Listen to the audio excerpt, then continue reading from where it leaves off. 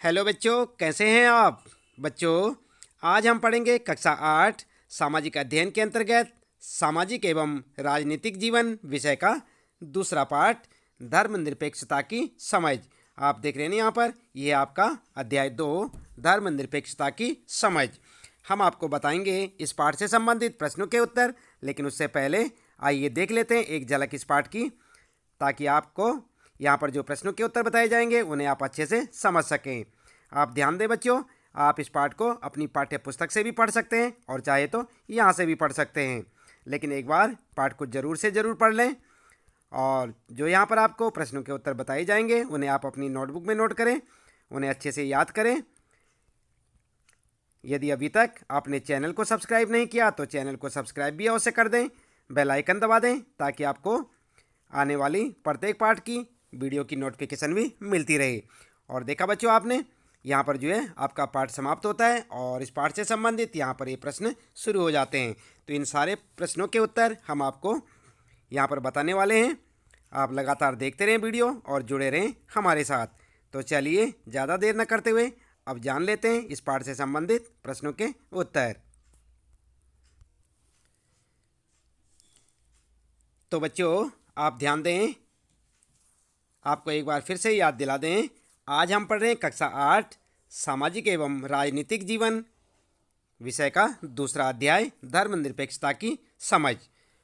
और हम आपको बता रहे हैं इस पाठ से संबंधित प्रश्नों के उत्तर। तो सबसे पहले आइए शुरू कर लेते हैं पाठ के अंतर्गत पूछे गए प्रश्न और उनके उत्तर। समझते हैं ना आप? पाठ के अंतर्गत पूछे गए प्रश्न का मतलब होता है जो पाठ के बीच बीच में आपसे प्रश्न पूछे जाते हैं, सबसे पहले उनके उत्तर जान लेते हैं। आप देख सकते हैं पाठ के बीच में। तो यहाँ पर जो है पहला प्रश्न आपके लिए, इस अध्याय की भूमिका को एक बार फिर पढ़िए। आपको ऐसा क्यों लगता है कि बदले की भावना इस समस्या से निपटने का सही रास्ता नहीं हो सकती? अगर सारे समूह बदले के रास्ते पर चल पड़े तो क्या होगा?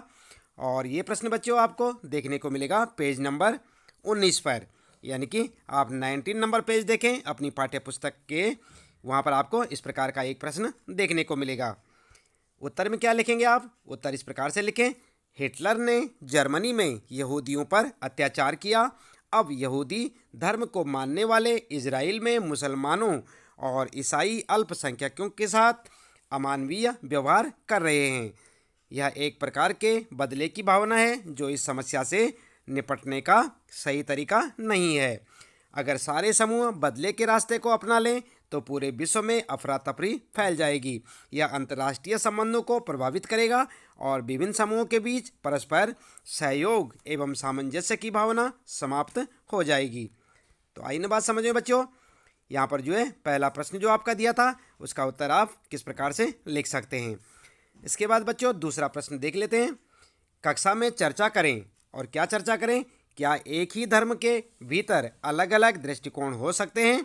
और ये प्रश्न आपको देखने को मिलेगा 20 नंबर पेज पर, यानी कि आप अपनी पाठ्य पुस्तक के 20 नंबर पेज देखें, वहाँ पर आपको इस प्रकार का एक प्रश्न देखने को मिलेगा। उत्तर में क्या लिखेंगे आप? उत्तर लिखेंगे हाँ, एक ही धर्म के भीतर अलग अलग दृष्टिकोण हो सकते हैं। अगला प्रश्न है बच्चों तीसरा, क्या आप भारत के किसी भी भाग से हाल की कोई ऐसी घटना बता सकते हैं जहां संविधान के धर्मनिरपेक्ष आदर्शों का उल्लंघन किया गया हो और लोगों को उनके धर्म की वजह से प्रताड़ित किया गया हो या मारा गया हो? और ये प्रश्न है बच्चों, आप देख सकते हैं अपनी पाठ्य पुस्तक के 25 नंबर पेज पर, 25 नंबर पेज देखें आप, वहाँ पर आपको इस प्रकार का एक प्रश्न देखने को मिलेगा। उत्तर क्या लिखेंगे? उत्तर इस प्रकार से लिखेंगे आप। उत्तर लिखेंगे, जम्मू कश्मीर में मुसलमानों द्वारा गैर मुस्लिम समुदायों को प्रताड़ित किया जाता है या मारा जाता है। यह संविधान के धर्मनिरपेक्ष आदर्शों का उल्लंघन है। तो ठीक इसी प्रकार से आप अपना उत्तर लिख सकते हैं। इसके बाद बच्चों आपके लिए प्रश्न शुरू हो जाते हैं, चित्र आधारित प्रश्न। तो यहाँ पर क्या है आपके लिए प्रश्न है, उपरोक्त चित्रकथा, यानी कि उपरोक्त चित्रकथा पट में शिक्षक ने जो उत्तर दिया उस पर चर्चा करें। और क्या दिया यहाँ पर आप देख सकते हैं, पेज नंबर 22 पर आप देखेंगे तो वहाँ पर आपको जो है ये चित्रकथा देखने को मिलेगी। आप यहाँ से भी देख सकते हैं बच्चों, ये है वो चित्र। और यहाँ पर जो है इसी चित्र को आप अपनी पाठ्य पुस्तक में देख सकते हैं, वहाँ पर क्या क्या जो है शिक्षक ने उत्तर दिए आप उन्हें पढ़ सकते हैं। तो देखें आप पहले प्रश्न का उत्तर किस प्रकार से लिखेंगे। ये आपका चित्र है, 22 नंबर पेज पर देखें आप इस चित्र को। और उत्तर में आप इस प्रकार से लिखेंगे शिक्षक का उत्तर। नंबर 1, भारत एक धर्मनिरपेक्ष राज्य है। नंबर 2, सरकारी स्कूल किसी एक धर्म को महत्व नहीं दे सकते। और नंबर तीसरा लिखेंगे आप पॉइंट, सरकारी स्कूल के लिए सभी धर्म समान है। और चौथा पॉइंट लिखेंगे, अधिकतर धार्मिक त्योहारों पर सरकारी छुट्टी होती है। तो समझ गए ना आप किस प्रकार से उत्तर लिखेंगे। यहाँ पर आप जो चित्र देख रहे हैं बच्चों, आप अपने 22 नंबर पेज पर देख सकते हैं अपनी पाठ्य पुस्तक के, ये चित्र देखने को मिलेगा और शिक्षक के जवाब भी। इसके बाद अगला प्रश्न है बच्चों, दूसरा प्रश्न है आपका, सरकारी स्कूलों में अक्सर कई धर्मों के बच्चे आते हैं। इस बात को ध्यान में रखते हुए धर्मनिरपेक्ष राज्य के 3 उद्देश्यों को दोबारा पढ़िए। आप इस बारे में 2 वाक्य लिखिए कि सरकारी स्कूलों को किसी एक धर्म को बढ़ावा क्यों नहीं देना चाहिए। और ये प्रश्न आपको देखने को मिलेगा बच्चों 23 नंबर पेज पर। आप अपनी पुस्तक के या अपनी किताब के 23 नंबर पेज पर देखें और इस प्रकार के आपको वहाँ पर एक चित्र देखने को मिलेगा। देख रहे ना आप, यही चित्र आपको 23 नंबर पेज पर मिलेगा। और उत्तर में क्या लिखेंगे आप, उत्तर लिखेंगे भारत एक धर्मनिरपेक्ष देश है, इसलिए सरकारी स्कूलों में भी धर्मनिरपेक्षता की नीति का पालन किया जाता है। सरकारी स्कूल न तो किसी खास धर्म को थोप सकता है और न ही विद्यार्थियों की धार्मिक स्वतंत्रता छीन सकता है। तो इस प्रकार से आप अपना उत्तर लिख सकते हैं 2 पॉइंटों में बच्चों। अगला है यहाँ पर, इसके बाद यहाँ पर शुरू हो जाते हैं बच्चों पाठ के अंत में पूछे गए प्रश्न और उनके उत्तर। तो आप देख सकते हैं अपनी पाठ्य पुस्तक में जहाँ पर आपका पाठ समाप्त हो जाता है उसके बाद पाठ के अंत में आपसे कुछ प्रश्न पूछे हुए हैं। चलिए देख लेते हैं आप उनका उत्तर कैसे लिखेंगे। तो पहला प्रश्न है बच्चों, अपने आस पड़ोस में प्रचलित धार्मिक क्रियाकलापों की सूची बनाइए। आप विभिन्न प्रकार की प्रार्थनाओं, विभिन्न देवताओं की पूजा, विभिन्न पवित्र स्थानों, विभिन्न प्रकार के धार्मिक संगीत और गायन आदि को देख सकते हैं। क्या इससे धार्मिक क्रियाकलापों की स्वतंत्रता का पता चलता है? तो ये है आपका प्रश्न बच्चों। और उत्तर में आप इस प्रकार से लिख सकते हैं, धर्म या धार्मिक क्रियाकलाप, और हेडिंग डाल के लिखेंगे। सबसे पहले लिखेंगे फर्स्ट में हिंदू, और इनके धार्मिक क्रियाकलाप क्या है होते हैं, भजन, संगीत, प्रार्थना, पूजा और कीर्तन। इस प्रकार से आप लिख सकते हैं। सेकंड नंबर पे मुस्लिम, और इनका क्या होता है धार्मिक क्रियाकलाप, नमाज। इसकी प्रकार तीसरा लिखेंगे आप थर्ड में। सिख के लिए लिखेंगे प्रभात फेरी, शब्द कीर्तन, दरबार, अरदास और नगर कीर्तन। अगला पॉइंट लिखेंगे यहाँ पर चौथा, ईसाई धर्म में क्या होती है, प्रार्थनाएं, प्रार्थना सभा होती है। तो यहाँ पर लिखेंगे आप प्रार्थना। तो इस प्रकार से आप अपने इस पहले प्रश्न का उत्तर देख सकते हैं आप, ये है आपका प्रश्न, और उत्तर आप इस प्रकार से लिखते जाएं। और साथ में क्या लिखेंगे, हाँ, इससे धार्मिक क्रियाकलापों की स्वतंत्रता का पता चलता है। अगला प्रश्न है बच्चों, अगर किसी धर्म के लोग यह कहते हैं कि उनका धर्म नवजात शिशुओं को मारने की छूट देता है, तो क्या सरकार किसी तरह का दखल देगी या नहीं? अपने उत्तर के समर्थन में कारण बताइए। तो आप क्या लिखेंगे, उत्तर लिखेंगे आप, हाँ, सरकार इस प्रकार की स्थिति में हस्तक्षेप करेगी। क्यों करेगी? नंबर 1, कानून के अनुसार किसी भी कारण से की गई हत्या एक अपराध है। दूसरा कारण लिखेंगे, यह धार्मिक छूट मानव अधिकारों का हनन है। ठीक है, तो आप इस प्रकार से अपना उत्तर, इस दूसरे प्रश्न का उत्तर लिख सकते हैं बच्चों। तीसरा प्रश्न है, इस तालिका को पूरा कीजिए। और ये तालिका देख रहे हैं ना बच्चों आप, यहाँ पर एक टेबल आपको दिखाई दे रही है और इसमें लिखा है, इधर लिखा है उद्देश्य, यह महत्वपूर्ण क्यों है, इस उद्देश्य के उल्लंघन का एक उदाहरण यहाँ पर आपको लिखना है। तो सबसे पहले, एक धार्मिक समुदाय दूसरे समुदाय पर वर्चस्व नहीं रखता, और दूसरा है, राज्य न तो किसी धर्म को थोपता है और न लोगों की धार्मिक स्वतंत्रता छीनता है। तीसरा, यहाँ पर एक ही धर्म के कुछ लोग अपने ही धर्म के दूसरे लोगों को न दबाएं। तो यहाँ पर आपको लिखना है, यह क्यों महत्वपूर्ण क्यों है, इस उद्देश्य के उल्लंघन का एक उदाहरण भी आपने यहाँ पर लिखना है। चलिए उत्तर देख लेते हैं। उत्तर में आप इस प्रकार लिख सकते हैं, यह कार्य क्यों महत्वपूर्ण है और इस उद्देश्य के उल्लंघन का एक उदाहरण भी आप देंगे। तो उत्तर में आप इसी प्रकार से लिखें। फर्स्ट वाले का लिखेंगे आप, सभी समुदाय के समान विकास हेतु, और सेकंड लिखेंगे अल्पसंख्यकों के प्रति अत्याचार भेदभाव रोकने हेतु। थर्ड में लिखेंगे शांति, सहनशील, समन्वय और सौहार्दपूर्ण वातावरण हेतु। उद्देश्य में लिखेंगे, फर्स्ट में लिखेंगे जम्मू कश्मीर में मुसलमान हिंदुओं पर वर्चस्व रखते हैं।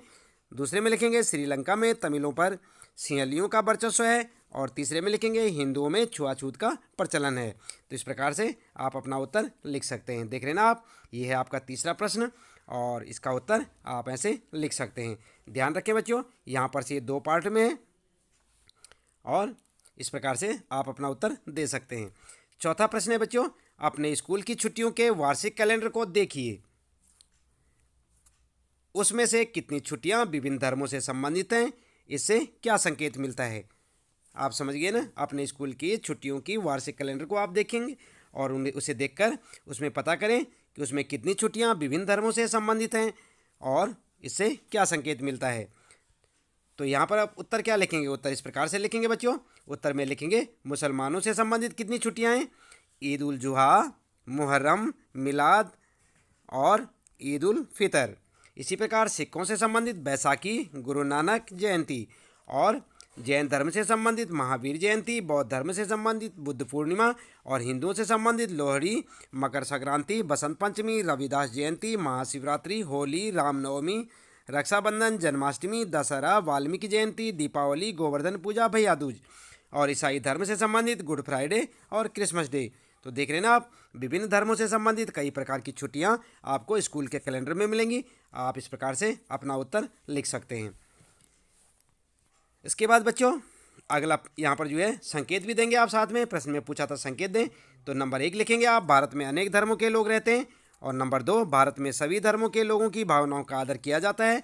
नंबर 3, प्रत्येक नागरिक को अपनी इच्छा का धर्म अपनाने तथा उसका प्रसार करने का अधिकार है। तो इस प्रकार से आप अपना उत्तर इस प्रश्न का दे सकते हैं। ये है आपका चौथा प्रश्न, और चौथे प्रश्न में क्या कुछ पूछा है आप देख सकते हैं। उत्तर आप इस प्रकार से लिखेंगे। 5वें प्रश्न की बात करते हैं बच्चों, और इसमें पूछा है एक ही धर्म के भीतर अलग अलग दृष्टिकोणों के कुछ उदाहरण दें। तो आप उदाहरण देंगे बच्चों, किस प्रकार से देंगे। उत्तर लिखेंगे आप, एक ही धर्म में अलग अलग दृष्टिकोण, धर्म अलग अलग और अलग अलग दृष्टिकोण। तो इस प्रकार से आप अपना उत्तर दे सकते हैं। यहाँ पर जो एक टेबल सी बनाई है आप बच्चों, और इसमें सबसे ऊपर लिख दें धर्म अलग अलग दृष्टिकोण। जैसे हिंदू धर्म में सनातन धर्म, मूर्ति पूजा, आर्य समाज, और इस्लाम में लिखेंगे आप शिया और सुन्नी, सिख में लिखेंगे केसधारी, नामधारी, बौद्ध धर्म में महायान, हीनयान, ईसाई में कैथोलिक, प्रोटेस्टेंट, और यहाँ पर जो है जैन में दिगंबर, श्वेतांबर। तो इस प्रकार से आप अपना उत्तर लिखें। इसके बाद बच्चों छठा प्रश्न है, भारतीय राज्य धर्म से फासला भी रखता है और उसमें हस्तक्षेप भी करता है। यह उलझाने वाला विचार लग सकता है, इस पर कक्षा में एक बार फिर से चर्चा कीजिए। चर्चा के लिए इस अध्याय में दिए गए उदाहरणों के अलावा आप अपनी जानकारी के अन्य उदाहरण भी सहारा ले सकते हैं। देख रहे हैं ना आप, ये आपका छठा प्रश्न, और उत्तर में आप लिखेंगे इस प्रकार से लिखें, भारतीय राज्य का धर्म से फासला। हेडिंग डाल के लिखें बच्चों। नंबर 1, भारतीय राज्य किसी एक धर्म को समर्थन नहीं देता है। नंबर 2, भारत में कचहरी, थाने, सरकारी विद्यालय और दफ्तर जैसे सरकारी संस्थानों में किसी खास धर्म को प्रोत्साहन देने या उसका प्रदर्शन करने की छूट नहीं है। दूसरी हेडिंग डालेंगे आप, भारतीय राज्य का धर्म में हस्तक्षेप, और उसके बाद लिखेंगे नंबर 1, धर्म के नाम पर अलग अलग करना और भेदभाव रोकने के लिए भारतीय संविधान ने छुआछूत पर पाबंदी लगाई है। दूसरा पॉइंट लिखेंगे, माँ बाप की संपत्ति में बराबर हिस्से का अधिकार का सम्मान करने के लिए राज्य को समुदायों के धर्म पर आधारित निजी कानूनों में भी हस्तक्षेप कर सकता है। तो इस प्रकार से आप अपना उत्तर लिख सकते हैं बच्चों। ये आपका छठा प्रश्न है, और इसका उत्तर आप 2 बार हेडिंग डालेंगे। पहला डालेंगे भारतीय राज्य का धर्म से फासला, और दूसरी हेडिंग डालेंगे भारतीय राज्य का धर्म में हस्तक्षेप। इस प्रकार से आप अपना उत्तर लिखें। बात करते हैं 7वें प्रश्न की। 7 में दिया गया यह पोस्टर शांति के महत्व को रेखांकित करता है। इस पोस्टर में कहा गया है शांति कभी न खत्म होने वाली प्रक्रिया है। यह हमारी आपसी विभिन्नताओं और साझा हितों को नज़रअंदाज करके नहीं चल सकती। ये वाक्य क्या बताते हैं, अपने शब्दों में लिखिए। धार्मिक सहिष्णुता से इसका क्या संबंध है। तो देख रहे ना आप बच्चों, ये है आपका पोस्टर, और आप इसे अपने 7वें प्रश्न में देख सकते हैं अपनी पाठ्य पुस्तक में। आपका पोस्टर क्या कहता है। उत्तर में क्या लिखेंगे आप। उत्तर इस प्रकार से लिखेंगे।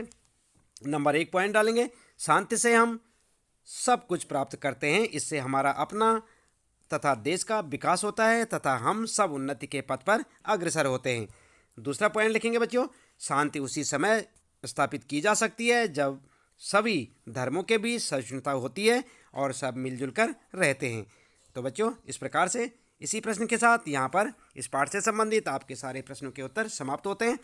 उम्मीद है कि आपको अच्छे से समझ आए होंगे। इसी प्रकार आप अपने सामाजिक अध्ययन कक्षा 7, कक्षा 8 सामाजिक अध्ययन के सभी पाठों को पढ़ने के लिए चैनल को सब्सक्राइब अवश्य कर दें, बेल आइकन भी दबा दें बच्चों, और लगातार इसी प्रकार देखते रहें वीडियो, जुड़े रहें हमारे साथ।